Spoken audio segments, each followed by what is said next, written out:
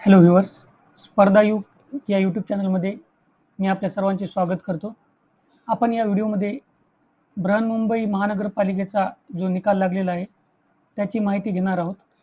सरळ सेवा भरतीबाबत सर्व महत्त्वाचे अपडेट्स, जसं की जाहिराती, निकालाबाबत अपडेट, कागदपत्र पडताळणीबाबत अपडेट, हे सर्व अपडेट मिळवण्यासाठी आपल्या चॅनलला सबस्क्राईब करा आणि बेल आयकॉन प्रेस करा, म्हणजे असे महत्त्वाचे व्हिडिओज सर्वात अगोदर तुमच्यापर्यंत पोहोचतील. हे बघा, विषय दिलेला आहे की बृहन्मुंबई महानगरपालिकेतील पद बघा इथे कनिष्ठ लघु लेखक संवर्गाची रिक्त पदे सरळ सेवा भरती प्रक्रियेद्वारे भरण्यासाठी कोणी परीक्षा घेतली होती, IBPSने, आणि त्या अनुषंगाने मग रिझल्ट लागला. हे का परीक्षेत उत्तीर्ण झालेल्या आणि नंतर त्यांची कागदपत्र पडताळणी झाली आणि आता शेवटी त्यांची अंतिम निवड यादी प्रसिद्ध झालेली आहे. ही अंतिम निवड यादी आहे. बघा, इथे सुद्धा मोर ऑर लेस तीच माहिती दिलेली आहे. बृहन्मुंबई महानगरपालिकेतील कनिष्ठ लघु लेखक या संवर्गातील 226 रिक्त पदाकरिता ऑनलाईन अर्ज मागून IBPS या संस्थेमार्फत परीक्षा घेतली होती. कधी घेतली होती? 22 डिसेंबर 2023ला. एकूण 445 उमेदवार उत्तीर्ण झाले.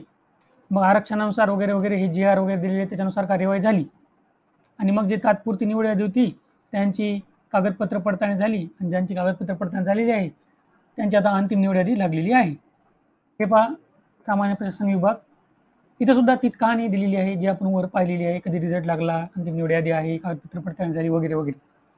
इथं बघा, मेरिट नंबर दिलेला आहे, इथं सिलेक्शन नंबर दिलेला आहे, इथं रोल नंबर दिलेला आहे, इथं तुमचं नाव आहे, इथं तुमचं लिंग आहे, इथं तुमची कॅटेगरी आहे, इथं तुम्हाला मार्क किती पडले त्याची माहिती आहे, इथं तुमचं हायर क्वालिफिकेशन काय आहे त्याची माहिती दिलेली आहे, इथं तुमचं हायर क्वालिफिकेशन कोणत्या डेटला कंप्लीट झालेलं आहे ती माहिती आहे, इथं तुमची जन्मतारीख दिलेली आहे, इथं तुमचं सरनेमचं इनिशियल दिलेलं आहे आणि इथं तुमचं सिलेक्शन कोणत्या कॅटेगरीमधून झालेलं आहे, प्रवर्गामधून झालेलं आहे त्याची माहिती दिलेली आहे.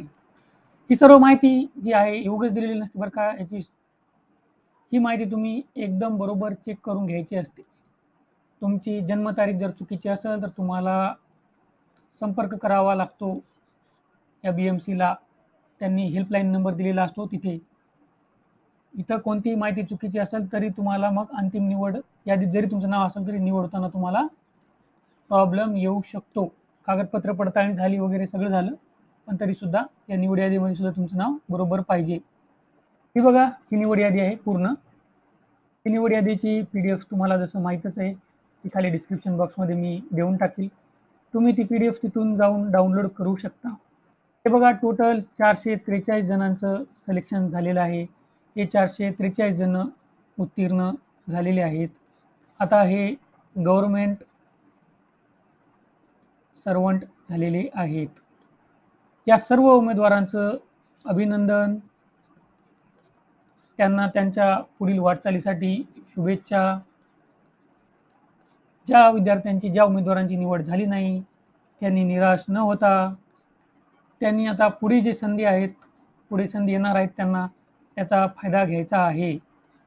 जीवनामध्ये आता हे यश अपयश चालत राहतं, हे तुम्हाला आता समजलं असेल. जर तुम्ही नवे असताल तर तुम्हाला याचा अनुभव घ्यायची, तर तुम्हाला याचा अनुभव यायचा बाकी आहे. आपोआप येऊनच जाईल या स्पर्धा परीक्षेच्या युगामध्ये. तर आशा करतो या व्हिडिओमुळे तुम्हाला फायदा होईल. All the best. Thank you.